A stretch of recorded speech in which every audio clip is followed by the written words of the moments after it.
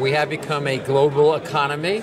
Everything that happens in any one country happens in another, and the intertwine of government and business in the 21st century is becoming more powerful and more important. This is a great chance to learn from others in different fields. All of us live in our own more narrow silos of people we speak with, the literature we read, and the chance to hear the broader perspectives. This morning's presentations were excellent. Paul Volcker obviously is a world's expert and very experienced, but hearing this recent conversation just now and hearing from manufacturing people versus finance people, people in investment banking, people in the United States and people across the globe is a remarkable chance to expand one's horizons and perspectives. People of incredible stature and competence come here, and you can kind of drink from the source, as they say. They do a good job of getting people to interact with each other, which a lot of conferences don't really allow for that. It's basically a lecture series.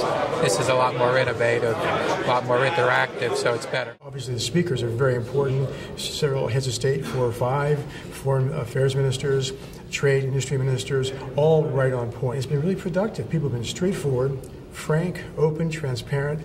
In many cases, these governments are doing remarkable things, and companies want to go. It's a very rare forum, basically.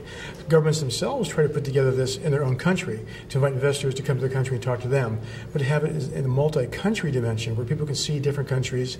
You want to be able to see the opportunities in the world, not the one's better or worse than the other, but you want to see the landscape, because you want to invest across countries, not just in one country. And so this is really quite unique. What distinguishes this event from others is the fact that the audience are cherry-picked and you have the right segment that we'd like to communicate. And this is really a great opportunity to share some ideas, and I had a very fruitful conversation with some of that people, and I have some other ideas right now about developing our energy projects in Serbia. I'm very satisfied with the Microsoft presentation in my country in the software industry. We'll have a real strategical partnership. Will you be able to come back next year? For sure, like always. If we would organize it as the embassy, we would probably not get probably 1/10 of the participants for this kind of meeting. We already have concrete results. Some companies expressed the interest to continue discussing with us the possibilities and the conditions of doing business in Slovakia. This event made our life a little bit easier.